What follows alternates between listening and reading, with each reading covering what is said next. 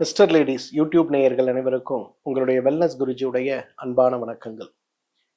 இன்றைக்கு உலகமே ஒரு மிகப்பெரிய பிரச்சனையை எதிர்நோக்கி கொண்டிருக்கிறது. அது புற்றுநோயோ, இதய நோயோ அல்லது உயிர்கொல்லி நோய்களோ அல்ல. ஆண்கள் அவர்களுடைய ஆண்மைத்தன்மையை இழந்து கொண்டிருக்கிறார்கள் அப்படிங்கிற ஒரு நிலைதான். நிறைய நாடுகள் இப்ப என்ன தெரியுமா பண்ண ஆரம்பிச்சிட்டாங்க? ஆண்களே இல்லாமல் வெறும் உயிரணுக்களை மட்டும் அறுவடை செய்து எவ்வாறு ஆண்கள் இல்லாத தேவையான குழந்தையை உருவாக்க முடியும் அப்படிங்கிற முயற்சியில சீனாவும் இன்றைக்கு ரஷ்யாவும் பெரிய அளவுல ஆராய்ச்சியில் இருக்காங்க. எல்லாருக்கும் ஒரு யோசனை வரும், இது ஒரு பெரிய பிரச்சனையா அப்படின்னு. ஆனால் இதுதான் இன்றைக்கு மிகப்பெரிய பிரச்சனைங்க. ஜப்பான்ல வயதானவர்களுடைய எண்ணிக்கை அதிகமாகுவது போல பிறக்கின்ற குழந்தைகளுடைய விகிதம் குறைந்து கொண்டே வருகிறது. என்ன காரணம்? முதலாவது காரணமாக சொல்லப்படுவது என்ன தெரியுமா? இளமையில் ஏற்படுகின்ற சர்க்கரை நோய்.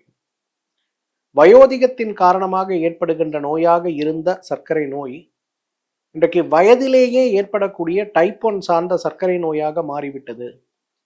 இந்த வயதிலேயே ஏற்படுகின்ற டைப் 1 சார்ந்த சர்க்கரை நோய் ஒரு ஆண் ஒரு 35 வயது ஏற்படும் போது அவர்களுடைய விரைப்புத்தன்மையையும் உயிரணுக்களுடைய எண்ணிக்கையையும் மிகப்பெரிய அளவில் குறைத்து விடுகிறது.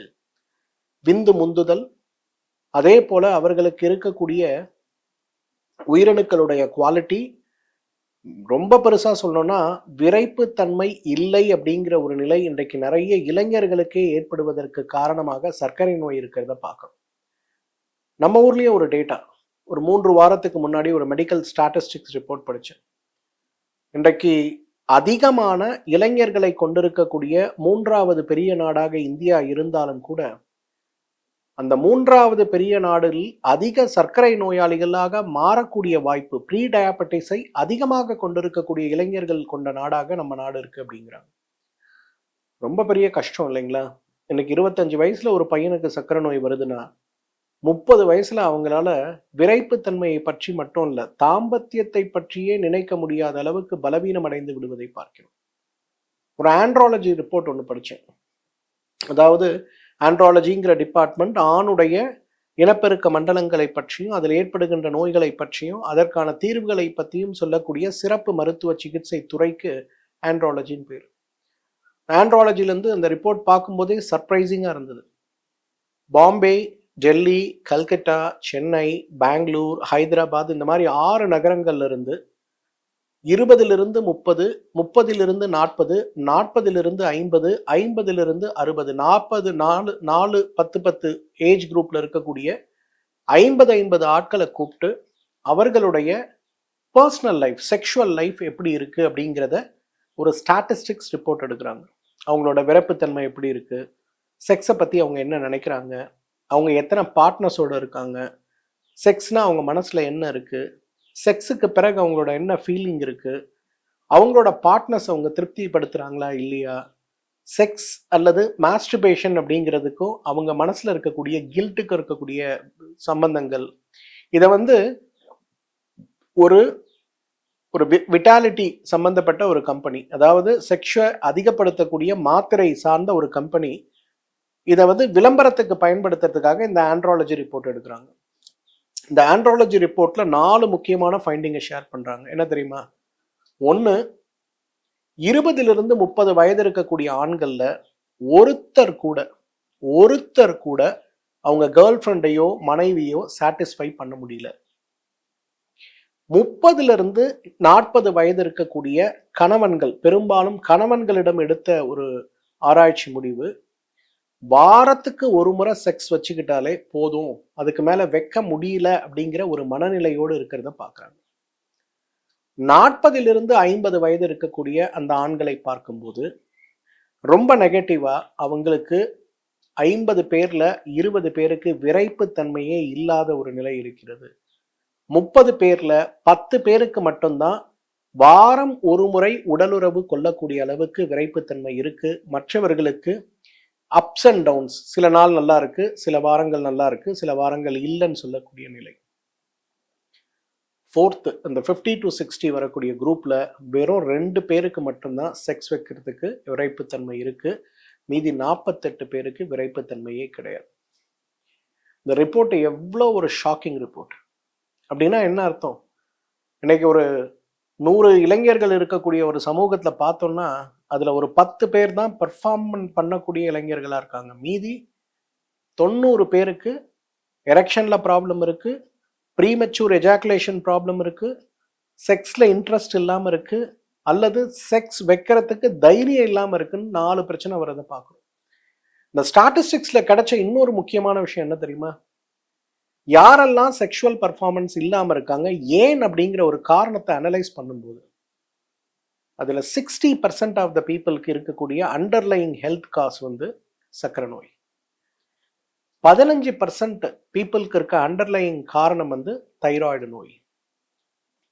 7% பீப்புளுக்கு இந்த நோய் இருப்பதற்கான காரணம் அவர்களுக்கு இருக்கக்கூடிய ஹைப்பர் டென்ஷன் சொல்லக்கூடிய நோய். 3% எந்த நோயுமே இல்லை, ஆனால் அவங்களுக்கு மனசளவில் என்னால் பர்ஃபார்மன்ஸ் பண்ண முடியல, இல்லை நான் அண்டர் பர்ஃபார்மன்ஸ் தான் பண்ணிக்கிட்டு இருக்கேன்னு சொல்லக்கூடிய மன அழுத்தம். பாருங்க, இன்னைக்கு வந்து ஒரு மனிதனுடைய வாழ்க்கையில், குறிப்பாக ஆண்களுடைய வாழ்க்கையில் தாம்பத்தியம் அப்படிங்கிறது எவ்வளவு ஒரு முக்கியமான விஷயம். ஒரு 25 வயது இளைஞனுக்கு கல்யாணம் நடக்குது அப்படின்னா அடுத்த ஒரு வருடமாவது குறைந்தது வாரத்திற்கு 2 முறை 3 முறையாவது கலவியில் ஈடுபட வேண்டும் அப்படிங்கிற ஒரு ஆசை, ஒரு பேராசை நிச்சயமா இருக்கும். ஆணை விடுங்க, பெண்ணை யோசிச்சு பாருங்க. கணவனோடு மகிழ்ச்சியாக இருக்க வேண்டும் அப்படிங்கிற ஒரு விஷயத்துக்கு அவர்களுக்கு வெளியிலும் சொல்ல முடியாத நிலையோடு போராடி கொண்டிருக்கக்கூடிய நிறைய பெண்களை நம்ம பார்க்கிறோம். பொதுவாக நான் எல்லாருக்கும் சொல்லுவேன், கல்யாணத்துக்கு முன்னாடி ஒரு பையன் ஒரு பொண்ணு இருக்காங்கன்னா இந்த பையனை ஒரு டாக்டர் கிட்ட கூட்டு போய் அவனோட சுகர் இருக்கா, தைராய்டு இருக்கா, ஹார்ட் ப்ராப்ளம் இருக்கா, கிட்னி ப்ராப்ளம் இருக்கா, அவரோட ஹெல்த் எப்படி இருக்குன்னு செக் பண்ணுறத இன்னைக்கு நிறைய குடும்பங்களில் வழக்கமாக வச்சிருக்கிறத பார்க்குறேன். அதே போல் நீங்கள் செக் பண்ண வேண்டியது அந்த பையனுக்கு உண்மையிலே ஆண்மைத்தன்மை இருக்கா, விரைப்புத்தன்மை இருக்கா, விந்து முந்துதல் இருக்கா, உயிரணுக்களோட குவாலிட்டி இருக்கான்னு செக் பண்ண வேண்டியது மிக மிக அவசியம். Same goes for women also. இன்னைக்கு பிசிஓடி இருக்கா, சுகர் இருக்கா, தைராய்டு இருக்காங்கிற பரிசோதனையும் செய்ய வேண்டியது மிக மிக அவசியம். ஏன்னா நம்ம நிறைய பேரை பார்க்கும்போது இந்த மாதிரி சிரமங்கள் இருக்கா இல்லையான்னு தெரியாமலேயே திருமணம் செய்து கொள்வதும், திருமணத்திற்கு பிறகு இல்லறம் நடத்த முடியாமல் கணவனும் மனைவியும் போராடி கொண்டிருப்பதையும் நம்ம பார்க்கிறோம். இன்றைக்கு நீங்க ஒரு கோர்ட்டுக்கு போய் அங்க ஃபைலா இருக்கக்கூடிய டிவோர்ஸ் கேசஸை எடுத்து பார்த்தீங்கன்னா 100 கேசஸ் உங்களுக்கு டிவோர்ஸ் எப்போ ஆயிருக்குன்னு பாருங்க, கல்யாணமான 3 மாசத்துல ஆயிருக்கிறத பார்க்க முடியும். இன்றைக்கு உளவியல் காரணங்கள், பொருளாதார காரணங்கள், குடும்ப சண்டை சச்சரவுகள் இதெல்லாம் ஒரு பக்கம் இருந்தா கூட மோஸ்ட் ஆஃப் த கேசஸ்ல இன்னைக்கு டிவோர்ஸ் ஃபைல் பண்ணியிருக்கிறதுக்கு அடிப்படை காரணம் என்னன்னு பார்த்தீங்கன்னா, இன்றைக்கு ஒரே ஒரு விஷயம்தான், ஆணுக்கு அந்த ஆண்மைத்தன்மை குறைவாக உள்ளது, அல்லது ப்ரீ டயாபெட்டிக்ஸ்ல இருக்கக்கூடிய ஆண் அவருக்கு ஆண்மைத்தன்மை குறைந்து போவதற்கான காரணம் தெரியாமல் தான் ஒரு ஆரம்ப நிலை சர்க்கரை நோயாளி அல்லது ஒரு சர்க்கரை நோயாளி அப்படிங்கிற புரிதலற்று இருப்பது தான் இன்றைக்கு காரணமா இருக்கிறத பார்க்குறோம். இது ஒரு பக்கம். ரெண்டாவது பக்கம் 35 இயர்ஸ் ஆச்சு, 1க்கு 2 குழந்தை இருக்கு, ஓரளவுக்கு ஜாப்ல செட்டில் ஆயிட்டோம், வீடு கட்டிட்டோம், எல்லாமே செட்டில் ஆயிட்டோம். சரி, இனிமேல மனைவியோடு மகிழ்ச்சியா இருக்கலான்னு பார்த்தா 35 வயசுல சர்க்கரை நோய் வந்து விழுது. டாக்டர் கிட்ட போறோம், எடை குறையுதுன்னு போனா டாக்டர் பார்த்துட்டு, ஐயோ உங்களுக்கு டைப் 2 டயபெட்டிஸுங்க, இந்தாங்க மருந்துகளை சாப்பிடுங்கன்னு சொல்றாரு. அந்த மருந்துகளை சாப்பிட்றதுனாலையோ டைப் 2 டயபெட்டிஸ்னாலேயோ ரொம்ப நாளா ப்ரீ டயபெட்டிஸ்ல இருந்ததுனாலேயோ நிறைய பேருக்கு, சர்க்கரை நோயாளிகளுக்கு இன்னைக்கு விரைப்புத்தன்மை அற்ற ஒரு வாழ்க்கை தான் இருக்கிறத பார்க்கும். சமீப காலத்துல நிறைய பேரை நான் சந்திச்சேன். அதுல 90% பேர் விரைப்புத்தன்மை இல்லை, எனக்கு வந்து ப்ரீமெச்சூர் எஜாக்குலேஷன் விந்து முந்துதல் இருக்கு, மனைவியை தொட்டாலே தழுவினாலே விரைப்புத்தன்மை உடனே லீக் ஆயிடுது சார், இது ஒரு பிரச்சனையை சொல்றாங்க. இல்லைன்னா நினைக்கும் போது எனக்கு விரைப்புத்தன்மை வருது சார், அடுத்த 5 நிமிஷத்துல எப்படி விரைப்புத்தன்மை குறையுதுன்னே தெரியல, டக்குன்னு அவுட் ஆயிடுது சார். அதுக்கப்புறம் எனக்கு ஒரு கில்ட்டா ஃபீல் ஆகுது, வீட்லயும் நம்ம ஒன்றும் அப்ரோச் பண்ண முடியல, அவங்களும் டிசப்பாயிண்ட் ஆகுறாங்க, என்ன பண்றதுனே தெரியல சார். இது ஒரு பிரச்சனை ஒரு பக்கம் ஓடுறத பார்க்குறோம், சர்க்கரை நோயாளிகள் குறிப்பாக. அடுத்த குரூப் பார்க்குறோம், இந்த கோவிட் பெருந்தொற்று வந்தாலும் வந்தது, நிறைய கணவன்களை உயிர் வாங்கியது போல நிறைய மனைவிகளையும் உயிர் வாங்கி விட்டதை பார்க்குறோம். அப்ப 48 வயதுல ஒரு 32 வயது 33 வயது இருக்கக்கூடிய பெண்ணை இரண்டாவது திருமணம் செய்து கொள்ளக்கூடிய நிறைய பேரை பார்க்கிறோம். அதே போல 35 வயது இருக்கக்கூடிய பெண்கள் கணவனை இழந்த பிறகு இரண்டாம் திருமணம் செய்து கொள்றதை பார்க்கிறோம். அப்ப 2 பேருக்கும் தேவையானது வெறும் அன்பும் ஆதரவும் மட்டுமல்ல, இல்லறமும் தேவைன்னு வரும்போது ஏற்கனவே இருக்கக்கூடிய அந்த சர்க்கரை நோய் இவங்க 2 பேரோட லைஃப்ல மிகப்பெரிய டிசப்பாயின்மெண்ட் கொண்டு வரதையும் பார்க்கிறோம். நான் ஏற்கனவே ஒரு ஜட்ஜு பத்தி சொன்னேன். அவரோட ஒய்ஃபு 2வது திருமணம், அவருக்கும் சுகர் இருந்தது, பெர்ஃபார்மன்ஸ் 0, ரொம்ப வருத்தத்துல இருந்து என்ன பண்றது, தற்கொலை முடிவுக்கு அவர் போறாரு. என் மனைவியை என்னால திருப்திப்படுத்த முடியலன்னு தற்கொலை முடிவுக்கு போறாரு. அவருக்கு அப்புறம் வாஜிகேர் கொடுத்த பிறகுதான் அவரோட பெர்ஃபார்மன்ஸ் 3 வேளை கொடுத்தேன், திரும்பி வந்து ஐயா என்னால முடியல 2 வேளையா சாப்பிடவா அப்படின்னு கேட்கக்கூடிய அளவுக்கு அவருக்கு விரைப்புத்தன்மை வந்தது நான் சொன்னேன். அவரும் ஒரு சர்க்கரை நோயாளி தான். ஸோ இன்றைக்கு நீங்க ஒரு சர்க்கரை நோயாளியாக இருக்கீங்க அப்படின்னா, 1 வருடமோ 2 வருடமோ 5 வருடமோ 10 வருடமோ நீங்க ஒரு சர்க்கரை நோயாளியா இருக்கீங்கன்னா, உங்களுக்கு இருக்க சர்க்கரை நோய் உங்களுடைய பெர்ஃபார்மன்ஸை பெரிய அளவுல பாதிச்சிருக்குன்னு நீங்க நினைக்கிறீங்கன்னா, இந்த வீடியோ முழுக்க முழுக்க உங்களுக்கு தான். ஏன்னா இன்றைக்கு சாதாரணமாக ஏற்படுகின்ற நரம்பு தளர்ச்சி, விரைப்புத்தன்மை குறைபாடு, விந்து முந்துதல், உயிரணுக்களுடைய எண்ணிக்கை குறைபாடு, இதெல்லாம் வேற. ஆனா குறிப்பா சர்க்கரை நோயாளிகளுக்கு ஏற்படுகின்ற விரைப்புத்தன்மை குறைபாடு, விந்து முந்துதல், உயிரணுக்களுடைய எண்ணிக்கை குறைபாடு சார்ந்த சிரமங்கள் வருது அப்படின்னா, நான் சொல்லக்கூடிய 10 விஷயத்தை பண்ணுங்க. Very simple, very effective lifestyle changes. மருந்தற்று நாம் செய்ய வேண்டிய 10 விஷயங்கள், குறிப்பாக சர்க்கரை நோயாளிகள் செய்ய வேண்டிய 10 விஷயங்கள். பேப்பர் எடுங்க, பேனா எடுங்க, நோட் பண்ணுங்க. இந்த வீடியோ பார்த்துட்டு இருக்கக்கூடிய பெண்கள், உங்க கணவருக்கு இந்த பிரச்சனை இருக்குன்னா நான் சொல்லக்கூடிய 10 விஷயத்தை நோட் பண்ணுங்க. ஒரு பேப்பர்ல பிரிண்ட் அவுட் எடுங்க, வீட்டில் ஒட்டுங்க. டெய்லி வந்து அவர் இதை பண்றாரான்னு பாருங்க. அவர் ஒரு 30 நாள் நான் சொல்லக்கூடிய 10 விஷயத்த பண்ணார்னா, 31வது நாள் உங்களுக்கான முதலிரவு போல அந்த இயக்கம், அவரோட செயல்பாடு பெரிய அளவுல மாறி போயிருக்கிறத நீங்க பார்க்க முடியும். அதே போல சர்க்கரை நோய் ஏற்பட்டு 3 வருடம் 4 வருடம் மனைவியோடு இல்லறம் நடத்த முடியாமல் கவலைப்பட்டு கொண்டிருக்கக்கூடிய ஆண்களாக நீங்க இருந்தீங்கன்னா, குறிப்பா சர்க்கரை நோயாளியாக இருக்கக்கூடிய ஆண்களா நீங்க இருந்தீங்கன்னா, 30 டேஸ் நான் சொல்றதை பண்ணுங்க. 31st டே உங்களோட பெர்ஃபார்மன்ஸ் வேற லெவலுக்கு போயிருக்கிறத நீங்க பார்க்க முடியும். 10 விஷயங்கள் ரெடியா? Number 1, very simple, very effective. என்ன பண்ணணும்? ஒரு நாளைக்கு 5000 ஸ்டெப்ஸ் நடக்கணும். சார் நான் வாக்கிங்லாம் போறேன் சார். நீங்க வாக்கிங் போவீங்க, ஆனா 5000 அடி நடக்கிறீங்களாங்கிற கேள்விக்கான பதில் பெரும்பாலும் இல்லைன்னு வரும். இந்த 5000 அடி நடக்கும்போது என்ன நடக்கும்? இந்த 5000 அடி நீங்க நடக்கும்போது உங்க ஹார்ட் உடம்பு ஃபுல்லா அனுப்பக்கூடிய இரத்த ஓட்டத்துடைய அளவு 4 மடங்கு அதிகரிக்கிறத பார்க்க முடியும். விரப்புத்தன்மை வரலன்னா ஏன் வரல? இரத்த குழாய் சுருங்கி இருக்கக்கூடிய நிலை.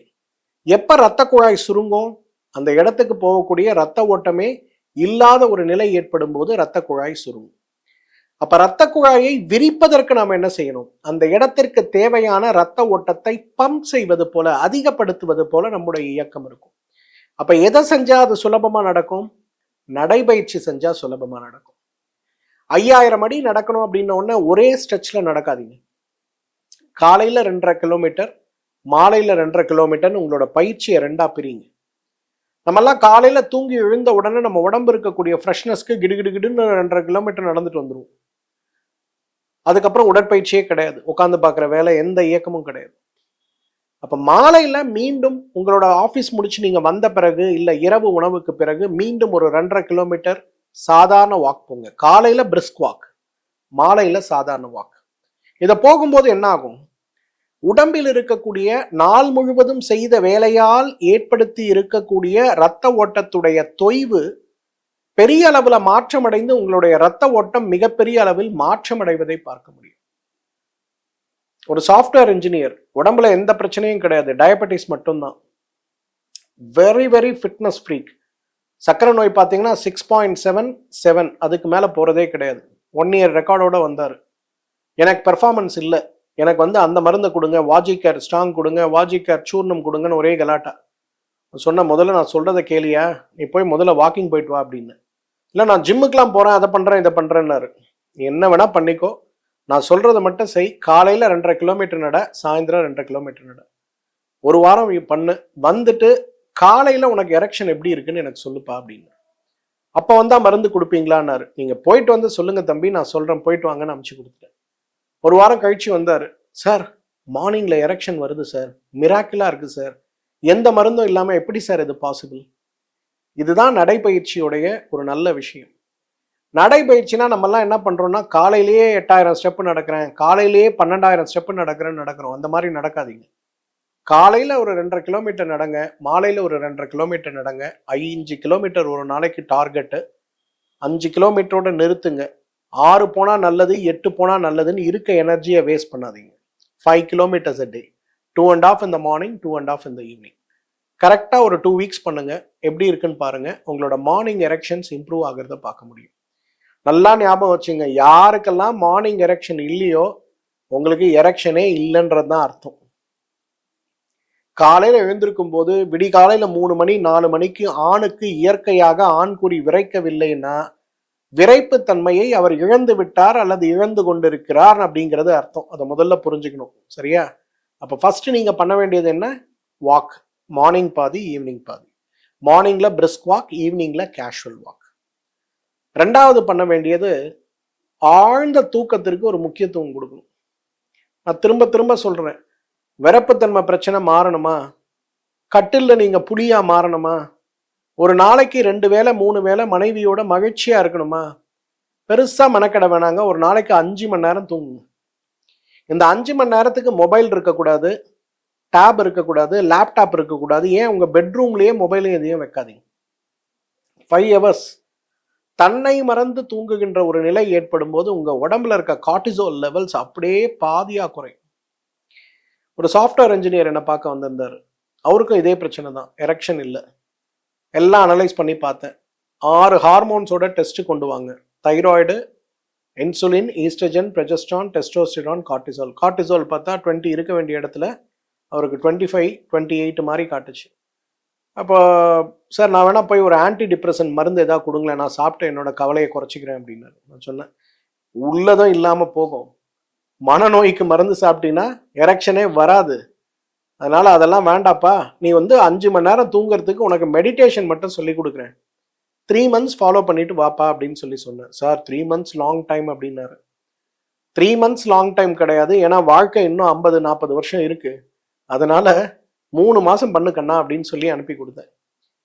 மெடிடேஷன், ஹார்ட்ஃபுல்னஸ் மெடிடேஷன்ல எப்படி நம்ம மனதில் இருக்கக்கூடிய பாரத்தையும் கழிவுகளையும் நீக்க வேண்டும் அப்படிங்கிறத சொல்லி கொடுத்தேன். கரெக்டா 3 months கழிச்சு திருப்பி ரிவ்யூக்கு வந்தாரு. எரெக்ஷன்ல ஒரு பெரிய சேஞ்ச் இருக்கிறத நான் பார்க்குறேன். எப்படி இது பாசிபிள்? ஏன்னா மன அழுத்தத்தை குறைப்பதற்கு சிறந்த மருந்து தூக்கம் தான்.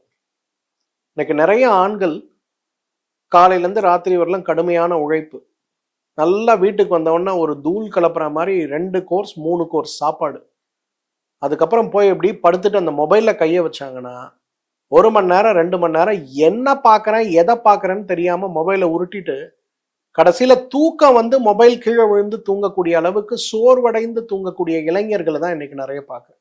எஸ்பெஷலி சுகர் பேஷண்ட்ஸுங்க. இது எந்த அளவுக்கு அவங்களோட மனசை பாதிக்குதுங்கிறதுக்கு இந்த கார்டிசோல் ரைஸ் ஆகிறது தான் ஒரு சின்ன உதாரணம். ஹெல்த்தி ஹேபிட்ஸோட தான் நான் இருக்கேன். நான் ட்ரிங்க் பண்ணுறது இல்லை, ஸ்மோக் பண்ணுறது இல்லை, டயட்ல கண்ட்ரோலாக இருக்கேன், என்னோட டயபெட்டிஸை கண்ட்ரோலாக வச்சுக்கிறேன், எல்லாம் சரி. ஆனால் உங்களோட தூக்கம் இல்லைன்னா என்ன ஆகும்? உங்களோட கார்டிசோல் ரைஸ் ஆகும்போது உங்களோட எரெக்ஷன் தான் ஃபர்ஸ்ட் எஃபெக்ட் ஆகும். ஸோ இன்னைக்கு அந்த தம்பிக்கு பெரிய அளவில் உதவி செஞ்சது மெடிடேஷனோட வரக்கூடிய தூக்கம். கரெக்டாக 5 hours அவரை தூங்க சொன்னேன். 5 hours அவர் தூங்கினாரு. மற்ற பயிற்சிகள் எல்லாம் பண்ணாரு. நல்ல உணவு முறைகள் கொடுத்தோம். எல்லாம் முடிச்சுட்டு பார்க்கும்போது அவரோட எரெக்ஷன் இம்ப்ரூவ் ஆயிருந்ததை பார்த்தோம். நிச்சயமா நீங்க சுகர் பேஷண்டா இருக்கீங்கன்னா 5 மணி நேரம் தூக்கத்துக்கு இம்பார்ட்டன்ஸ் கொடுங்க. சுகர் கண்ட்ரோலா இல்லைன்னா உங்களுக்கு தூக்கம் பயங்கரமா வரும். 8 மணி நேரம் 9 மணி நேரம் போதையில கிடக்கிற மாதிரி தூங்குவீங்க. அது தூக்கம் கிடையாது. உங்களோட சுகரை கண்ட்ரோல் பண்ணி 5 hours டீப் ஸ்லீப்குள்ள நீங்க ஸ்லிப்னு ஆகுறீங்கல்ல, அதுதான் தூக்கம். அதுதான் உங்களுக்கு தேவை. மூணாவது, எப்படி இன்னைக்கு வாக்கிங்கோ தூக்கமோ இம்பார்ட்டன்ட்டோ அதே போல தண்ணி குடிங்க. இன்னைக்கு நிறைய பேரை பார்க்குறேன், அந்த தண்ணினாலே ஒரு அதிருப்தி ஆகிறத பார்க்குறேன். நேற்று ஒரு பையன் வந்திருந்தாரு. அவருக்கு வந்து நிறைய பயம், பதட்டம், தூங்குறது இல்ல, சாப்பிடுறது இல்ல. எனக்கு வந்து எல்லா டெஸ்ட்டும் எடுத்துட்டு வராரு. 4 முறை எக்கோ கார்டியோகிராம் எடுத்திருக்காரு லாஸ்ட் ஒரு 6 மந்த்ஸ் டைம்ல. "என்னதான்டா கண்ணா உனக்கு பிரச்சனை?" அப்படின்னா சொல்ல ஆரம்பிச்சாரு. "இப்படி ஆச்சு சார், அப்படி ஆச்சு சார். சுகர் வந்தது சார். ஒரு முறை லோ சுகர் ஆச்சு சார். ஒரு முறை பார்த்தா 300 ஆச்சு சார். அப்ப எப்பல்லாம் எனக்கு வந்து இதய துடிப்பு வருதோ பயம் வந்துருது. எனக்கு லோ சுகர் ஆகுதா? ஹை சுகர் ஆகுதான்னு. அப்படியே அந்த தாட்ஸ் என்னால ஒண்ணும் பண்ண முடியல சார். கல்யாணம் ஆகி 3 மாசம் ஆச்சு சார். இன்னும் மனைவியோட ஒரு முறை கூட சேர முடியல சார். வீட்ல பிரஷர் அதிகமா இருக்கு. நான் என்ன சார் பண்றது?" எல்லாம் அனலைஸ் பண்ணி பார்த்து, நாடி பார்த்தா அந்த பையன் உடம்புல தண்ணியே இல்ல. நான் கேட்டேன், "தம்பி எவ்வளோ தண்ணி குடிக்கிறப்பா?" அப்படின்னு கேட்டேன். "சார் ஒரு 1/2 லிட்டர்லேருந்து 1 லிட்டர் வரலும் குடிச்சிருவேன் சார்" அப்படின்னு. அதான் கூட்டிட்டு வந்து அவங்க அப்பாவ திட்டினேன். "யோவ்! சென்னை மாரி பூமியில இருக்கீங்க. சென்னை பூமிக்கு குளிர்காலத்துல அடிக்கக்கூடிய கோடை வெயிலுக்கே நீங்க வந்து 2 லிட்டர் தண்ணி குடிக்கணும். இந்த தம்பி தண்ணியே குடிக்காம இருந்தா எப்படிங்க இவருக்கு வந்து மன அழுத்தம் குறையும்? எப்படிங்க இதய துடிப்பு வரும்? டீஹைட்ரேஷன் தான் அந்த தம்பிக்கு இருக்கக்கூடிய பிரச்சனை. ஏற்கனவே அவர் பார்த்த கார்டியாலஜிஸ்ட், அவர் பார்த்த கிட்னி டாக்டர்ஸ் எல்லாமே அவர தண்ணி குடிக்க தான் சொல்லியிருக்காங்க. ஆனா இந்த தம்பி அத கேட்கல. இந்த விறைப்புத்தன்மைக்கு தண்ணீர் மருந்தாகும் அப்படிங்கிறது அந்த தம்பிக்கு தெரியல. 2 நாள் 3 லிட்டர் தண்ணி குடிக்கணும், ஜூஸ் என்ன குடிக்கணும், சூப் என்ன குடிக்கணும்னு லிஸ்ட் போட்டு குடுத்து அனுப்பிச்சேன். 2 நாள் கழிச்சு திருப்பி வந்து பாருன்னும் போது 2 நாள் கழிச்சு வந்து சொல்றாரு, மார்னிங் எரெக்ஷன் இப்பதான் எனக்கு வர ஆரம்பிக்குது அப்படின்னு. அப்ப நல்லா யோசிச்சு பாருங்களேன். சக்கரை நோயாளியா இருக்கவங்க பொதுவா தண்ணி நிறைய குடிக்க மாட்டீங்க. என்ன காரணம்? ராத்திரியில 1க்கு அதிகமா போகுது, எனக்கு தூக்கம் அதிகமா டிஸ்டர்ப் ஆகுதுன்னு சொல்லுவீங்க. வெளியில வேலை பார்க்குறவங்க தண்ணி குடிச்சா அடிக்கடி டாய்லெட் போனோங்க, எனக்கு ஆஃபீஸ்ல போக முடியாது, இல்ல நான் டிராவல்ல இருப்பேன், எனக்கு அதுதான் பிரச்சனையா இருக்குன்னு சொல்லுவீங்க இல்லைங்களா? அப்ப தண்ணி குடிக்காம இருக்கிறதே உங்களோட எரெக்ஷனை குறைக்குது அப்படிங்கிறத நீங்க இன்னும் புரிஞ்சுக்காம இருக்கீங்க. காலையில வேலைக்கு போறதுக்கு முன்னாடி வேண்டிய அளவுக்கு தண்ணி குடிங்க. மாலை வீட்டுக்கு வந்த உடனே வேண்டிய அளவுக்கு தண்ணி குடிங்க. ஒரு ஆண் சராசரியாக ஒரு நாளைக்கு 2லிருந்து 2.5 லிட்டர் அளவுக்கு தண்ணீரும், அதே போல சர்க்கரை நோயாளியாக இருக்கக்கூடிய ஆண் குறைந்தது 2 லிட்டர் அளவுக்கு தண்ணீர் குடித்தால் மட்டும்தான் அவங்களுக்கு எரெக்ஷன் வரும். இல்லைன்னா எரெக்ஷன் வரவே வராது. நீங்க ₹1,00,000 செலவு பண்ணி மாத்திரை சாப்பிட்றத விட ₹10 செலவு பண்ணி ஒரு வாட்டர் பாட்டில் வாங்கி குடிங்க. உங்களுக்கு எரெக்ஷன் வருதா இல்லையான்னு பாருங்க. ஆனா இதை கன்சிஸ்டண்டா பண்ணணும். நான் 2 நாள் தண்ணி குடிச்சேன் எனக்கு ஒன்றும் ஆகலைன்னு சொல்லாதீங்க. 1 மாசம் வாட்டர் நிறைய உடம்புக்குள்ள கொண்டு வந்து திசுக்களை ஹைட்ரேட் பண்ணுங்க. ரத்த ஓட்டத்தை அதிகமாக்குங்க. ரத்தத்துடைய அடர்த்தியை குறைக்கக்கூடிய அளவுக்கு தண்ணீரை உள்ள கொண்டு வந்து நீர்த்து போகின்ற ரத்தத்தை கொண்டு வாங்க. அப்ப பாருங்க உங்க ஆண்குறிக்கு போகக்கூடிய ரத்த ஓட்டத்துடைய அளவுல எவ்வளவு மாற்றம் வருதுன்றதை நீங்க பார்க்கலாம்.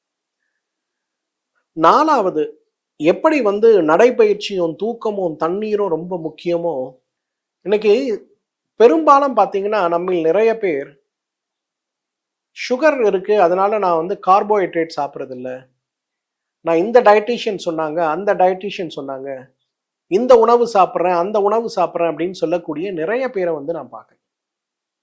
ஆனா உண்மை என்ன தெரியுமா?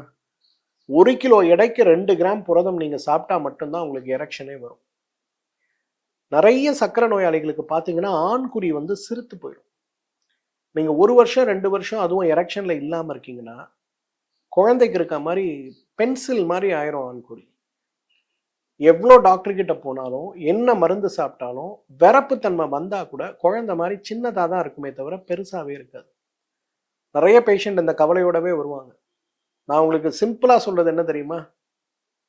பச்சை பயிறு, கருப்பு கொண்டை கடலை, வெள்ளை கொண்டை கடலை, ராஜ்மா, பச்சை வேர்க்கடலை, கொள்ளு 6 நாளைக்கு 6 வகையான புரதம் 50 கிராம்ஸ் எடுத்துங்க அப்படின்னு. எல்லாரும் கேட்பாங்க, என்ன சார் நான் வந்திருக்கேன் எனக்கு மருந்து கொடுப்பீங்கன்னு பார்த்தா நீங்க புரோட்டீனை சொல்றீங்களே அப்படின்னு. 30 நாள் இந்த புரோட்டீன் சாப்பிட்டுட்டு 31வது நாள் வாங்க, உங்களுக்கு வந்து விரைப்புத்தன்மை வரலனா அப்புறம் அதுக்கு நான் என்ன சொல்லணும்னு சொல்றேன்ப்பா அப்படின்னு. ஆனா ஒரு 10 பேருக்கு சொல்லி அனுப்புறேன்னா ஒரு 5 பேர் ஃபாலோ பண்ணிட்டு வந்து எனக்கு ரிசல்ட்ஸ் ரொம்ப நல்லா இருக்குன்னு சொல்லியிருப்பாங்க. அந்த அளவுக்கு புரதம் தேவை. இன்னைக்கு நம்மெல்லாம் என்ன பண்றோம்னா, நிறைய பசங்களை நான் பார்க்குறேன், ஜிம்முக்கு போறாங்க, பாடி பில்ட் பண்றேன், 6 பேக் வைக்கிறேன், 8 பேக் வைக்கிறேன்பாங்க. ஆனா இவங்க போய் அந்த புரோட்டீன்ஸ் எடுத்து சாப்பிட ஆரம்பிச்ச உடனே அவங்களோட விரைப்புத்தன்மை குறைந்து போறதை பார்க்க முடியும். நல்லா ஞாபகம் வச்சுங்க, ஜிம்முக்கு போய் பாடி பில்ட் பண்றேன்னு யூஸ் பண்ணக்கூடிய பெரும்பாலான ஆர்டிஃபிஷியல் புரோட்டீன் ட்ரிங்க்ஸ் இன்னைக்கு உங்களுடைய ஆண்மையை குறைக்கக்கூடியது. இயற்கை உணவாக நீங்க சாப்பிடக்கூடிய புரதங்கள், குறிப்பாக தாவரம் சார்ந்த புரதங்கள். இல்ல சார் எனக்கு வந்து கொண்டக்கடலை பச்சை பயிரெலாம் பிடிக்காது சார், அட்லீஸ்ட் கோழியை சாப்பிடுங்க, மீனை சாப்பிடுங்க, டெய்லி 4 முட்டையோட வெள்ளைக்கருவை சாப்பிடுங்க. பெரிய மாற்றம் வருவதை பார்க்கலாம். இந்த 35-40 வயசுல இருக்கக்கூடிய ஆண்கள்ல நிறைய பேர் என்ன பண்றாங்கன்னா, ஆன்மீக பாதைக்கு மாறுறேன் அப்படின்னு சொல்லிட்டு வழக்கமா சாப்பிடுற கோழி, ஆடு, மீன் இதெல்லாம் நிறுத்தி சைவத்துக்கு மாறுறாங்க. அசைவத்திலிருந்து சைவத்துக்கு மாறுறது நல்லதானா? ரொம்ப நல்லது, சந்தேகமே இல்லை. ஆனா சைவத்துல நீங்க சாப்பிட வேண்டிய உணவுகளை சாப்பிட்டா தானே அது நல்லது. அசைவமும் இல்லாம சைவமும் இல்லாம போகும்போது விரைப்புத்தன்மை பெரிய அளவுல அடி வாங்குறத பார்க்கணும். அப்ப அந்த விரைப்புத்தன்மையை மாற்றணும் அப்படின்னா நீங்க அசைவமோ சைவமோ ஒரு நாளைக்கு உங்களுடைய எடையில 1 கிலோ எடைக்கு 2 கிராம் புரதத்தை சேருங்க. நீங்க 50 கிலோ எடை இருக்கீங்கன்னா 100 கிராம் புரதத்தை சேருங்க. அப்போ உங்களோட ஹெல்த்ல ஒரு பெரிய சேஞ்ச் வரதை நிச்சயமா நீங்க பார்க்க முடியும். என்ன செய்யணும்? பச்சை பயிறு, வெள்ளை கொண்டக்கடலை, கருப்பு கொண்டக்கடலை, ராஜ்மா, வேர்க்கடலை, பச்சை வேர்க்கடலை, வேக வைத்தது பச்சை வேர்க்கடலை, கொள்ளு. 6 நாள், ஒரு நாள் கேப் எடுத்துங்க. மீதி 6 நாளைக்கு 6 வகையான பயிறு வேக வைத்து தான் சாப்பிடணும். இதுல நிறைய பேர் செய்யக்கூடிய தவறு என்ன பண்ணுவாங்கன்னா, நான் முளை கட்டிட்டு நான் முளையோட பச்சையா சாப்பிட்றேம்பாங்க. அது செய்யாதீங்க. அதுல ஃபைபர் அதிகம். உங்களால் அது ஜீரணம் கூட பண்ண முடியாது. அது அப்படியே உடம்பை விட்டு கழிவா தான் போகும். இதே வேக வச்சு சாப்பிடுங்க, பெரிய சேஞ்ச் வரதை நம்ம பார்க்க முடியும். 5வது, எப்படி புரதம் இன்றைக்கு ரொம்ப முக்கியமோ அதே போல கொழுப்பு ரொம்ப முக்கியங்க. இன்னைக்கு சக்கரை நோய் வரும்போது நிறைய பேர் இன்றைக்கு மாடர்ன் டயட்டிக்ஸ்குள்ள போகும்போது என்ன பண்றாங்க, கார்போஹைட்ரேட்ஸை கட் பண்ற மாதிரி கொழுப்பை கட் பண்ணுங்கன்னு சொல்றாங்க. கொழுப்பை கட் பண்ணுவது நல்லதுதான். ஆனா நமக்கு இயற்கை கொடுத்திருக்கக்கூடிய உடலுக்கு நல்லது செய்யக்கூடிய உங்களுடைய விரைப்புத்தன்மையை ஒரு நாழிகை நேரத்துல அதிகப்படுத்தக்கூடிய மிகப்பெரிய கொழுப்பு என்ன தெரியுமா? நெய். இந்த உலகத்துல எந்த நாடுடைய கலாச்சாரத்திலும் இல்லாத நம்முடைய இந்திய கலாச்சாரம்னு சொல்லக்கூடிய, நீங்க இந்தியான்னு இன்னைக்கு சொல்லக்கூடிய நாடாக பார்க்காம ஒன்றாக இருந்த இந்தியான்னு இன்னைக்கு இருக்கக்கூடிய பாகிஸ்தான், பங்களாதேஷ், ஸ்ரீலங்கா, ஈவன் மலேசியா உட்பட எல்லா நாடுகளும் இந்தியர்கள் பாரம்பரியமாக வாழ்ந்த பூமியில மட்டும்தான் நீங்க நெய் பார்க்க முடியும்.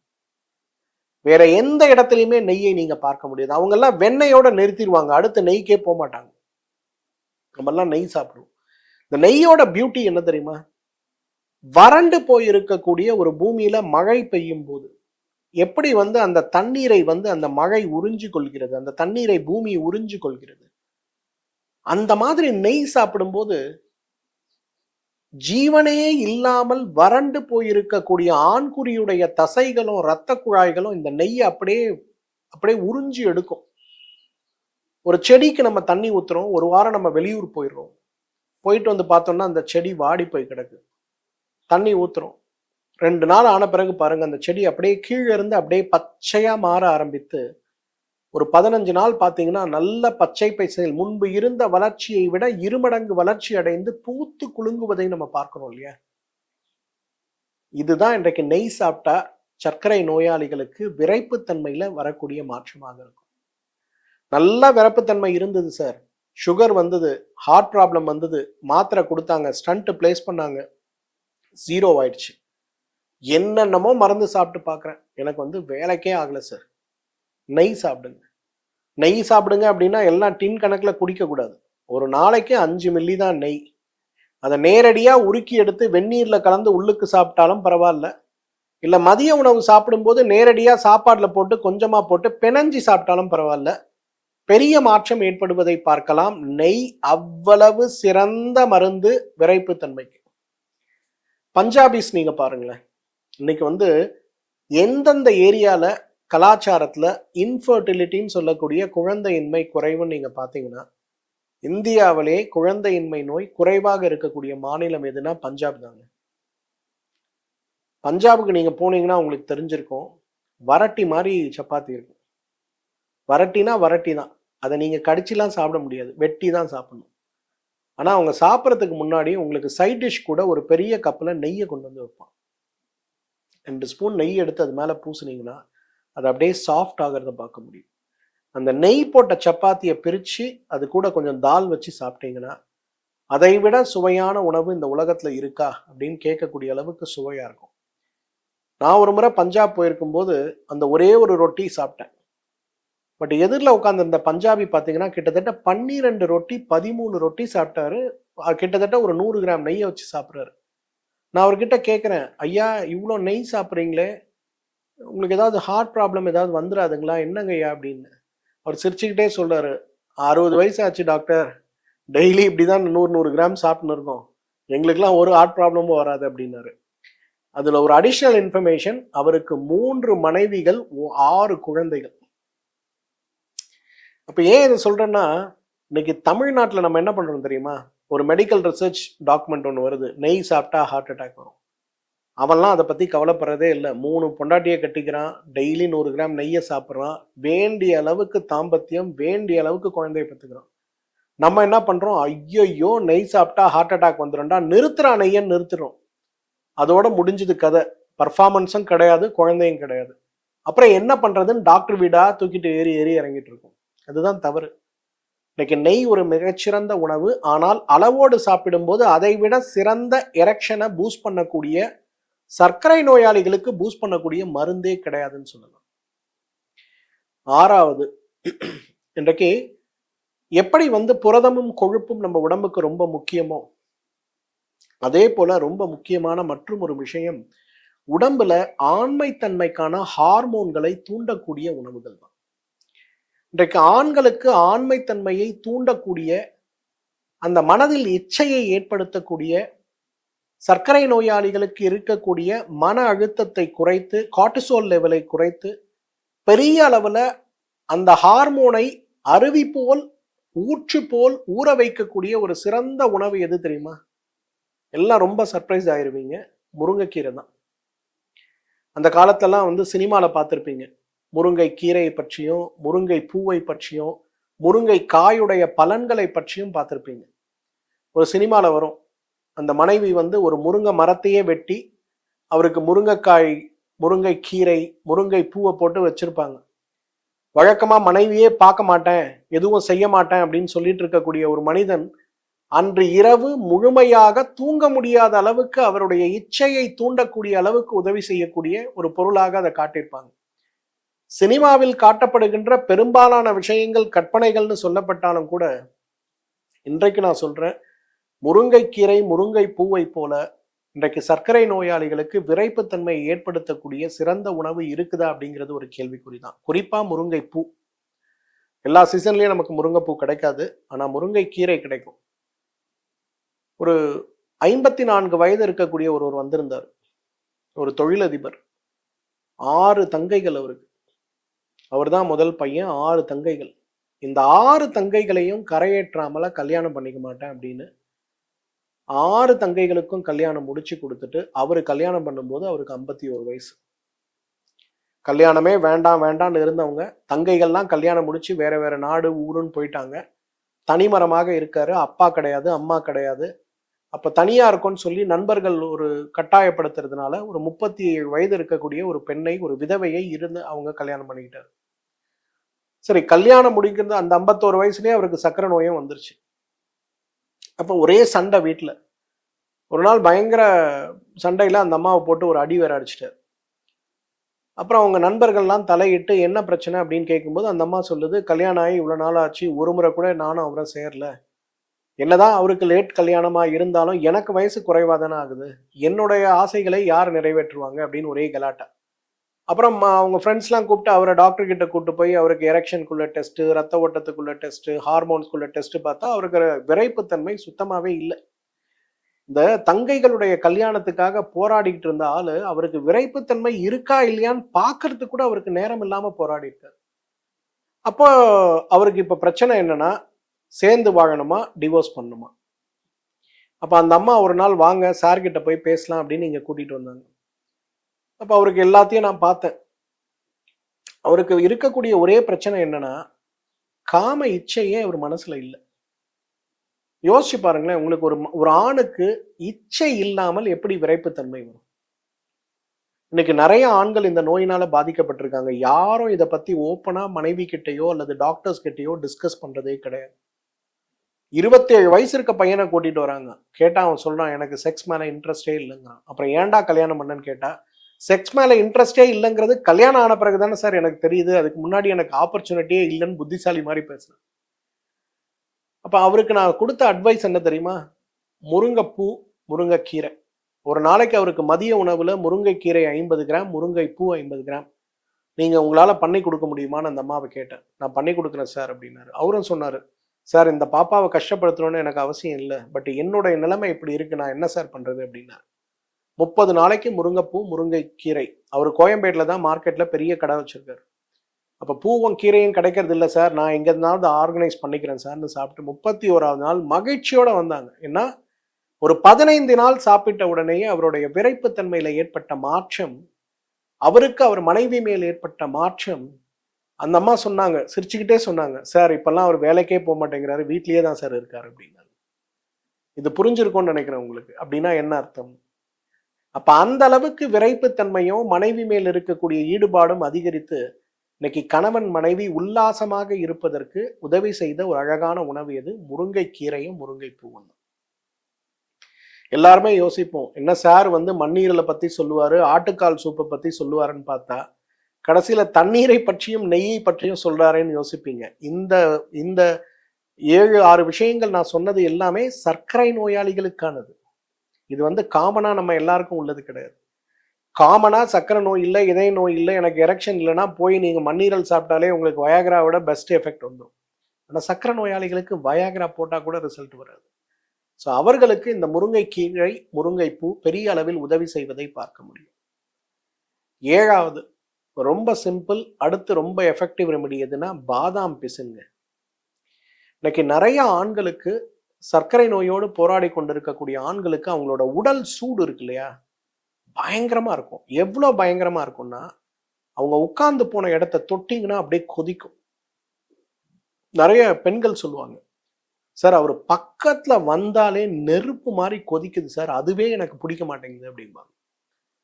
அவர் சொல்லுவாரு, பாருங்க சார் இப்படி சொன்னா எப்படி சார் எனக்கு வந்து தாம்பத்தியத்துல விருப்பம் வரும்பாங்க. பட் நாடி பார்த்தா பித்தம் வந்து எரிமலை மாதிரி உடம்புக்குள்ள கொதிச்சுக்கிட்டு இருக்கும். அப்ப எரிமலை மாதிரி உடம்புக்குள்ள அமிலங்கள் கொதிக்குதுன்னா உங்களுக்கு விரைப்புத்தன்மை எப்படி வரும்? அப்ப அந்த அமிலத்தை எப்படி குறைக்கிறது? உணவின் மூலம் எப்படி குறைக்கிறது? சுகர் ஏறாம எப்படி குறைக்கிறது? பாதாம் பிசின். ஒரு 10 கிராம் பாதாம் பிசின் எடுங்க, ராத்திரியே தண்ணியில ஊற வைங்க. காலையில ஒரு கிளாஸ் மோர் எடுங்க, அதுல இந்த பாதாம் பிசின் போட்டு நல்லா ஒரு ஜூஸ் போடுங்க, அவருக்கு கொடுங்க. 15 நாட்கள் பாதாம் பிசின் சாப்பிடுங்க. அதுக்கப்புறம் ஒவ்வொரு ஆல்டர்னேட்டிவ் டே சாப்பிடுங்க. நீங்க பாருங்க, உடல் சூடு குறைந்து உங்களோட பெர்ஃபார்மன்ஸ் இன்க்ரீஸ் ஆகிறத பார்க்க முடியும். சக்கரை நோயாளிகள் எல்லாருக்குமே உடல் சூடு அதிகம் தான், பெண்ணா இருந்தாலும் சரி, ஆணாக இருந்தாலும் சரி. அதனாலதான் சர்க்கரை ஏறும்போது பிறப்புறுப்பு வறண்டு போய் ஆணாக இருந்தாலும் பெண்ணாக இருந்தாலும் சொல்ல முடியாத அளவுக்கு அரிப்பு ஏற்படுது இல்லையா? அதுக்கு காரணம் என்னன்னா உடல் சூடு. அதற்கு காரணம் ஹை மெட்டபாலிக் ரேட், சர்க்கரை நோயினால ஏற்படுவது. 8வது, எப்படி பாதாம் பிசின் ஒரு சிறந்த உணவாக இருக்கிறதோ அதை போல இன்னொரு பெஸ்ட் ரெமெடி எது தெரியுமா? கசகசா. இன்னைக்கு கசகசாவுடைய பயன் என்னன்னே தெரியாம நம்ம எல்லாம் வந்து சமையலுக்கு சேர்த்துக்கிட்டு இருக்கோம். கசகசா எதுல இருந்து வருதுன்னு தெரியுமா? ஓபியம்னு சொல்லக்கூடிய போதை பொருள். இன்னைக்கு உலகத்தில் தடை செய்யப்பட்ட, எல்லா நாடுகள்லையும் தடை செய்யப்பட்ட ஓபியம், அந்த செடியில இருக்கக்கூடிய பால் தான் ஓபியம்னு சொல்லக்கூடிய அந்த போதை மருந்து. அந்த செடியிலிருந்து கிடைக்கக்கூடிய விதை தான் கசகசா. நீங்க வந்து மலேசியா, சிங்கப்பூர், துபாய் எல்லாம் போகும்போது ஒரு பேக்கெட் கசகசா எடுத்துட்டு போனீங்கன்னா போதை தடுப்பு சட்டத்துல தூக்கி உங்களை உள்ள வச்சிருவாங்க. அவ்வளவு போதை மருந்து கசகசா. அதே போல நாங்க இங்கிருந்து அனுப்பக்கூடிய இயற்கை மருந்துகள்ல கசகசா இருந்தா அந்த மருந்து உள்ளே அனுப்ப மாட்டான், தூக்கி குப்பையில போட்டு வெளில அனுப்பிச்சிருவோம். எதுக்கு சொல்றேன்னா, ஒரு போதை பழக்கம் அப்படிங்கிறது இன்றைக்கு சமூகத்தில் வளர்ந்து வரக்கூடிய பழக்கமாக இருக்கும்போது அந்த போதை பொருள் உருவாக்கக்கூடிய உடல் பலம் அப்படிங்கிறது பாத்தீங்கன்னா, இன்னைக்கு சித்த மருத்துவத்துல தாம்பத்தியத்துக்கு கொடுக்கக்கூடிய எல்லா மருந்துகள்லையும் பாத்தீங்கன்னா கஞ்சா இருக்கிறத பார்க்க முடியும். எந்த மதன காமேஸ்வர ரசம்னு ஒரு மருந்து இன்றைக்கு கூட கமர்ஷியலா கிடைக்குது. அதுல இருக்க முக்கியமான ஒரு பொருள் என்னன்னு பாத்தீங்கன்னா கஞ்சா தான். இன்னைக்கு வந்து அரசாங்கத்துல வந்து சில மருந்துகளை கஞ்சா போட்டு தயாரிக்கிறதுக்கு பர்மிஷனே கொடுத்துருக்கிறத பார்க்கணும். பெஸ்ட் பெயின் கில்லர் எல்லாமே கஞ்சா சேர்ந்தது தான். மார்பின் இன்னைக்கு புற்றுநோயாளிகளுக்கு ஊசி கொடுக்குறாங்கல்ல, அது கூட கஞ்சாவில இருந்து எடுக்கிறது தான். ஆனா நம்ம எதுக்கு அதுக்கெல்லாம் போக வேண்டாம். கசகசாவை யூஸ் பண்ணாலே அதை விட பெரிய அளவுல ஒரு பலம் கிடைக்கிறத பார்க்க முடியும். சுவைக்காக நம்ம கசகசா சேர்க்கிறோம்னு நினைக்கிறோம், கிடையாதுங்க. அசைவ உணவு சாப்பிடுவதே அந்த காலத்தெல்லாம் ஆணும் பெண்ணும் மகிழ்ச்சியாக இருப்பதுங்க. நீங்க வந்து இன்றைக்கு முஸ்லீம் கண்ட்ரீஸ்லாம் போறீங்கன்னா, துபாய்லாம் போறீங்கன்னா, அங்க இருக்கக்கூடிய விருந்துகள்ல கசகசா சேர்த்து எல்லா வகையான அசைவ உணவுகளையும் உங்களுக்கு செய்வாங்க. இந்த கசகசா சேர்த்து இருக்கக்கூடிய அசைவ உணவுகளை நீங்க சாப்பிட ஆரம்பிச்சீங்கன்னா, ஒரு நாளைக்கு ஒரு இரவுல எவ்வளவு மோசமான சர்க்கரை நோயாளியா இருந்தா கூட உங்களுக்கு விரைப்புத்தன்மை நிற்காமல் பெரிய அளவுல இருக்கிறத பார்க்க முடியும். ஒரு திருச்சி மருத்துவமனையில ஒரு பையன் வந்து என்ன பார்த்தாரு. 41 வயசு. துபாயில ஒர்க் பண்றாரு. ஒரு வருஷத்துக்கே 1 மாசம் 15 நாள் தான் லீவு கிடைக்கும். இந்தியாவுக்கு வருவார். அவருக்கு சர்க்கரை நோய் 270 என்ன பார்க்கும்போது post prandial. Average blood sugar 8.7. சுத்தமா விரப்புத்தன்மை இல்லை. அவங்க மனைவி வருஷத்துக்கு ஒரு முறை தான் கணவனை பார்க்குறாங்க. அப்போ அவங்களோட எதிர்பார்ப்புகள். இவர் வந்து இறங்கி அவங்க முயற்சி செய்யும்போது எதுவும் நடக்கலன்னு குடும்பத்தில் பயங்கரமான சண்டை. அடுத்த நாள் காலையிலேயே நான் திருச்சியில் இருந்ததால என்னை பார்க்க வந்தாங்க. வந்து பார்த்துட்டு என்ன சொன்னாங்க, வாழ்க்கையே வெறுத்து போச்சு டாக்டர், இப்படி இருக்கு, நான் என்ன பண்ணுறது?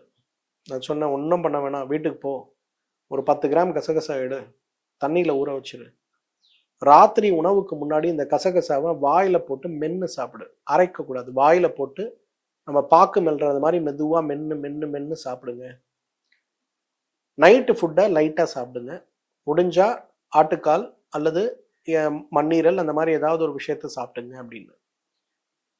மருந்து நான் கொடுக்குறேன், பட் முதல்ல இதை பண்ணுங்கப்பா அப்படின்னு சொல்லி அனுப்பி கொடுத்தேன். அடுத்த நாள் காலையில் எனக்கு ஒரு மெசேஜ் அனுப்புங்க அப்படின்னு. அவருக்கு பெருசாக நம்பிக்கை இல்லை, பட் இருந்தாலும் பரவாயில்ல, இது வீட்டில் உள்ள பொருள் தானே, சாப்பிடுவோம் அப்படின்னு சொல்லிட்டு சாப்பிட்டாரு. அடுத்த நாள் காலையில் 10 மணிக்கு எனக்கு மெசேஜ் அனுப்புறாரு. டாக்டர் பர்ஃபார்மன்ஸ் அப்படின்னு போட்டு இந்த தம்ஸ்அப்பை போட்டு 6 தம்ஸ்அப் போட்டு அனுப்புறாரு. நான் கேட்டேன், ஏன் ஒரு தம்ஸ்அப் அனுப்புனா போதாதாயா, இது ஏன் 6 தம்ஸ்அப் அப்படின்னு? டாக்டர் 6 ரவுண்ட்ஸ் டாக்டர், அதை தான் சிம்பாலிக்காக நான் சொன்னேன், எனக்கு 6 தம்ஸ்அப் நான் சொல்லியிருக்கேன் டாக்டர் அப்படின்னாரு. யோசிச்சு பாருங்களேன். அப்போ நம்ம வெளியூரில் இருக்கோம், வீட்டுக்கு வரோம், மனைவியோட மகிழ்ச்சியாக இருக்கணும்னு நினைக்கிறோம். அந்த நேரத்தில் நமக்கு பெர்ஃபார்மன்ஸ் இல்லைன்னா கசகசாவை சாப்பிட்டா போதும், ஒரு டேபிள் ஸ்பூன் கசகசா. ஆனால் அரைச்சி சாப்பிடக்கூடாது. அதில் தான் அங்கே கேட்ச் பாயிண்ட். நீங்கள் அதை எடுத்து வாயில் போட்டு நல்லா சூ பண்ணி சாப்பிட சாப்பிட சாப்பிட உங்களுக்கு பெர்ஃபார்மன்ஸ் பயங்கரமாக இன்க்ரீஸ் ஆகிறத பார்க்க முடியும், குறிப்பாக சர்க்கரை நோயாளிகள். அதே போல் கசகசா சாப்பிட்டா சுகர் அதிகமாகாது, உங்களுக்கு அதோட பிரச்சனையே தேவையில்லை. மென்று சாப்பிடுங்க, பெரிய மாற்றம் வருவதை பார்க்கலாம். 9th very very important, very very எஃபெக்டிவ்ங்க. என்னது? பூனைக்காளி. இந்த பூனைக்காளியை பொறுத்தவரையிலும் ஒரு பெரிய கேட்ச் என்ன தெரியுமா? இதில் 2 வகை உண்டு, வெள்ளை பூனைக்காளி, கருப்பு பூனைக்காளின்னு. ரெண்டும் மருத்துவ ரீதியாக ஒன்று தான். நிறைய பேர் என்ன பண்ணுவாங்கன்னா, நேராக கடைக்கு போய் பூனைக்காளி விதை வாங்கி ஒரு ஸ்பூன் போட்டு சாப்பிடுவாங்க. சாப்பிட்டு சொல்லுவாங்க, சார் எஃபெக்டே இல்லை சார் அப்படிம்பாங்க. பூனைக்காளி விதை 21 நாட்கள் பாலில் வேக வைத்து எடுக்கக்கூடிய பூனைக்காளி விதை வேணும். ஒரு மூலிகையை எனர்ஜைஸ் பண்ணுறது அப்படிங்கிறதுல நம்ம சித்தர்கள் வந்து மாபெரும் விஞ்ஞானிகள். பூனைக்காளி விதையை சும்மா சாப்பிட்டீங்கன்னா உங்களுக்கு 1% வேலை செய்யுதுன்னா, அந்த பூனைக்காளி விதையை 21 நாள் பாலில் ப்ராசஸ் பண்ணிங்கன்னா 100 மடங்கு வேலை செய்யும். சர்க்கரை நோயாளிகளுக்கு வழக்கமாக இருக்கக்கூடிய எந்த வகையான எரெக்ஷனுக்கான மருந்துகளை காட்டிலும் பூனைக்காளி விதை பயங்கர எஃபெக்டிவாக. ஏன்னா பூனைக்காளி விதை ஸ்ட்ரெயிட்டாகவே பிரெயினில் இருக்கக்கூடிய செரட்டோனின் டோபமைன் கெமிக்கல்ஸை இன்க்ரீஸ் பண்ணும். அது இன்க்ரீஸ் ஆன உடனே உங்களோட ஹாப்பி மூமெண்ட்ஸ், உங்கள் உடம்புல மனசில் என்ன இருக்கோ அது எல்லாமே ட்ரிகர் ஆகிறத நீங்கள் பார்க்க முடியும். அப்போ உங்களோட பர்ஃபார்மன்ஸ், உங்கள் ஆண்குறிக்கு போகக்கூடிய ரத்த ஓட்டம் மிகப்பெரிய அளவில் மாறுபடுவதை பார்க்க முடியும். இப்போ ஒரு அமுக்கரா கிழங்கு சாப்பிட்றதை விட பூனைக்காளி விதை சாப்பிடுவது 1000 மடங்கு சிறந்தது. ஒரு நெருஞ்சில் விதையை விட 100 மடங்கு சிறந்தது. ஒரு நிலப்பனங்கிழங்கை விட 10 மடங்கு சிறந்தது. அப்ப நிறைய மூலிகைகள் நம்ம சொன்னா கூட பாலில் வேக வைத்து உலர வைத்து 21 நாட்கள் தொடர்ந்து ப்ராசஸ் செய்யப்பட்ட பூனைக்காளி விதை இன்றைக்கு சர்க்கரை நோயாளிகளுக்கு உடனடி வரப்பிரசாதம்னே சொல்லலாம். ஏன்னா என்ன சொன்னாலும் கசகசாக்கு ஈக்குவலா வராதுன்னு வச்சுங்களேன். சார் நீங்க சொல்றதெல்லாம் சரி, எங்க வீட்டுக்காரம்மா கிட்ட போய் நான் இதை செய் அதை செய்யணும்னா ஏற்கனவே என்னால ஒன்றும் பண்ண முடியலங்கிற வருத்தத்துல அந்த அம்மா எனக்கு சோறு கூட ஒழுங்கா போடுறது இல்லை. அப்போ என்ன பண்ணால் நான் இமீடியட் பர்ஃபார்மன்ஸை பார்க்க முடியும்? சர்க்கரை நோய் அதிகமாகாமல் சர்க்கரை நோயை கட்டுப்படுத்தி நான் என்ன செய்ய முடியும்? பெஸ்ட் மருந்து வாஜிகேர் ஸ்ட்ராங் கேப்சூல்ஸ். என்னுடைய அனுபவத்தில் சர்க்கரை நோயாளிகள், இதய நோயாளிகள், சிறுநீரக நோயாளிகள், இன்றைக்கு பெரும் நோய்களால் பாதிக்கப்பட்டு உடல் ஆரோக்கியம் அடைந்த பிறகு வாழ்க்கையை அனுபவிக்க தேவையான அளவுக்கு வசதி வாய்ப்புகள் இருந்தும் கூட வாழ்க்கையை அனுபவிக்க முடியாமல் சிரமப்பட்டு கொண்டிருப்பவர்களுக்கு மிகப்பெரிய வரப்பிரசாதம் எதுனா வாஜிகேர் ஸ்ட்ராங் கேப்சூல்ஸ் தான். ஒரு பத்திரிகையுடைய தலைவர், நிர்வாக இயக்குனர் என்ன பார்த்தாரு. அவர் நிறைய காலேஜஸ்லாம் ரன் பண்ணிட்டு இருக்காரு. அவருக்கு வயது 58 ஆகுது. ஒரு 3 வருடத்திற்கு முன்பு அவருக்கு பார்த்தீங்கன்னா வாய் சார்ந்த ஒரு புற்றுநோய் ஏற்பட்டது. இன்னைக்கு இருக்கக்கூடிய அட்வான்ஸ் ட்ரீட்மெண்ட் எல்லாமே எடுத்து completely has become all right, is cancer ஃப்ரீன்னு சர்டிஃபை பண்ணி கொடுத்துட்டாங்க. அப்பா ஒரு பெரிய பிரச்சனை முடிஞ்சதுன்னு உட்காரும் போது விரைப்புத்தன்மை 0. அப்படியே அவர் தலையில இடி விழுந்த மாதிரி, அப்படியே பேய் அடிச்ச மாதிரி என்னை பார்த்தார். நான் கேட்டேன், என்னங்க பிரச்சனை? தீர்க்க முடியாத புற்றுநோயையே தீர்த்துட்டீங்க, இதுக்கு போய் ஏன் கவலைப்படுறீங்க, என்ன ஆச்சு உங்களுக்குன்னு கேட்கும்போது அவர் சொன்னாரு, புற்றுநோயிலேயே போய் சேர்ந்துருக்கலாம் போல இருக்கு டாக்டர், புற்றுநோயிலேருந்து புழைச்சி வந்துட்டேன், இப்போ எரெக்ஷனே இல்லை டாக்டர், நான் என்ன டாக்டர் வாழ்க்கை வாழ்ந்து இனிமேல பிரயோஜனம் அப்படின்னாரு. அப்புறம் நாடி பார்த்து எல்லாம் புரிஞ்சு அவருக்கு வாஜிகேர் ஸ்ட்ராங் கேப்சூல்ஸ் காலை 3 இரவு 3 உணவுக்கு பின்பு சாப்பிடுங்க, இன்னும் நல்ல பலன் வேணும்னா வாஜிகேர் சூரணத்தை நைட்டு படுக்கும்போது 2 டேபிள் ஸ்பூன் வெந்நீரில் சாப்பிடுங்கன்னு கொடுத்து அமிச்சேன். 10 நாள் கழிச்சு அவரும் மெசேஜ் போட்டிருந்தாரு, தம்ஸ் அப். எதுக்காக இதை சொல்றேன்னா, இன்றைக்கு ஒரு சர்க்கரை நோய் ஏற்பட்ட பிறகு ஏற்படுகின்ற எழுச்சி குறைபாடு, எரெக்டைல் டிஸ்ஃபங்க்ஷன், விந்து முந்துதல், ப்ரீமெச்சூர் எஜாக்குலேஷன், இந்த நோய்களுக்கெல்லாம் சிறந்த தீர்வு எது அப்படின்னு பார்த்தீங்கன்னா வாஜிகேர் ஸ்ட்ராங் கேப்சூல்ஸ் தான். நான் சொன்ன 9 விஷயத்த வீட்டில் நீங்கள் உங்கள் வீட்டுக்காரம்மா கிட்ட சொல்லி ஃபாலோ பண்ணுங்க. தேவைன்னா அது கூட இந்த வாஜிகேர் ஸ்ட்ராங் கேப்சூல்ஸை எடுத்துக்க முடியுமான்னு பாருங்க. இன்னைக்கு இளைஞர்களாக இருக்கக்கூடிய நம்மில் நிறைய பேர் சர்க்கரை நோயினால் பாதிக்கப்பட்டு அதன் பிறகு ஏற்படுகின்ற விரைப்புத்தன்மை குறைபாடினால் அவதிப்பட்டு, நம்ம ஃப்ரெண்ட்ஸ் நிறைய பேர் சொல்லுவாங்க, வீட்டில் ஒரே பிரச்சனை, இந்த டாக்டரை பார்த்தேன் அந்த டாக்டரை பார்த்தேன், எதுவும் எனக்கு ஒர்க் அவுட் ஆகலை, பயங்கர ப்ரெஷராக இருக்குது. இதில் வேற இன்னொரு பிரச்சனை என்னன்னா, நிறைய பெண்கள் ஒருவேளை கணவன் இவங்க கூட இணைவில் இல்லை அப்படின்னா உனக்கு வேற கனெக்ஷன் இருக்கா அப்படின்னு கேள்வி கேட்டு சண்டை போட்டு அதில் வேற கூட டென்ஷனோட போராடக்கூடிய ஆண்கள் நிறைய பேரை பார்க்க. மனைவியும் கூப்பிட்டு டாக்டர் கிட்ட போறாங்க, டாக்டர் கிட்ட போய் செக் பண்றாங்க, டாக்டர் அவருக்கு பிரச்சனை இருக்குன்னு சொல்றாங்க. அந்த பெண்கள் அவருக்கு இருக்கக்கூடிய சிரமத்தை சில பெண்கள் புரிந்து கொள்ளாமல், இல்லை டாக்டர் அவருக்கு ஏதாவது ஸ்ட்ராங்கா மருந்து கொடுங்க, இந்த ட்ரீட்மெண்ட் கொடுங்க, அந்த ட்ரீட்மெண்ட் கொடுங்கன்னு சொல்லும்போது ஆண்களுக்கு ரொம்ப அது ஒரு அவமானமாகி போய் கூனி குறுகி போய் குடும்பத்தை விட்டு வெளிநாடு வேலைக்கு சென்று ஓடக்கூடிய ஆண்கள் கூட இன்றைக்கு நிறைய பேர் இருக்கிறது பார்க்கணும். நீங்க யாரும் கவலைப்பட வேண்டாம். நீங்க சக்கரை நோயாளியா இருக்கீங்க, உங்களுக்கு விரைப்புத்தன்மை குறைபாடுனா நான் சொன்ன 10 விஷயத்துல 9 விஷயம் நீங்க வீட்லயே செய்யக்கூடியதுதான், அதை ஃபாலோ பண்ணுங்க. முடியாதவங்க வாஜிகேர் ஸ்ட்ராங் கேப்சூல் காலை 2 இரவு 2 உணவுக்கு முன்பு ஃபாலோ பண்ணுங்க. சர்க்கரை நோய்க்கு முன்பு இருந்த விரைப்புத்தன்மையை விட சர்க்கரை நோய்க்கு பின்பு இருக்கக்கூடிய விரைப்புத்தன்மையால் ஏற்பட்ட பலவீனம் நீங்கி உங்களுடைய பெர்ஃபார்மன்ஸ் 100 மடங்கு அதிகமாகிறத நிச்சயமா நம்ம பார்க்க முடியும். இந்த வீடியோவை உங்க ஃப்ரெண்ட் சர்க்கிள்ல எல்லாருக்கும் ஷேர் பண்ணுங்க. குறிப்பா இந்த மாதிரி சிரமத்தோடு அவதிப்பட்டு கொண்டிருக்கக்கூடிய அனைவருக்கும் இந்த வீடியோவை ஷேர் பண்ணுங்க, கம்யூனிட்டியில ஷேர் பண்ணுங்க. இந்த வீடியோ சார்ந்த சந்தேகம் உங்களுக்கு இருந்ததுன்னா இந்த வீடியோவோட கமெண்ட் செக்ஷன்ல என் கூட ஷேர் பண்ணிக்க முடியுமான்னு பாருங்க. நிறைய பேர் என்னோட வீடியோ பார்த்து வீடியோவோட கமெண்ட் செக்ஷன்ல நிறைய என்கிட்ட நல்ல கமெண்ட்ஸ்லாம் ஷேர் பண்றீங்க. நான் சொன்ன 10 விஷயங்கள்ல 9 விஷயங்கள் நீங்கள் செய்யக்கூடிய விஷயங்களை குறைந்தது 1 மாத காலமாவது பின்பற்றி விட்டு எனக்கு ஒரு கமெண்ட் ஷேர் பண்ணுங்க. எப்படி இது உங்களோட வாழ்க்கையை மகிழ்ச்சியானதாக மாற்றியது அப்படிங்கிற ஒரு கமெண்ட். நீங்க போடக்கூடிய இந்த ஒரு கமெண்ட் உங்களுக்கு மட்டும் இல்லை, இந்த வீடியோ பார்க்குறவங்க எல்லாருக்கும் ஒரு புத்துணர்வாக அமையும். அந்த ஒரு உதவியை செய்ய முடியுமான்னு பாருங்க. மீண்டும் சந்திப்போம். நன்றி, வணக்கம்.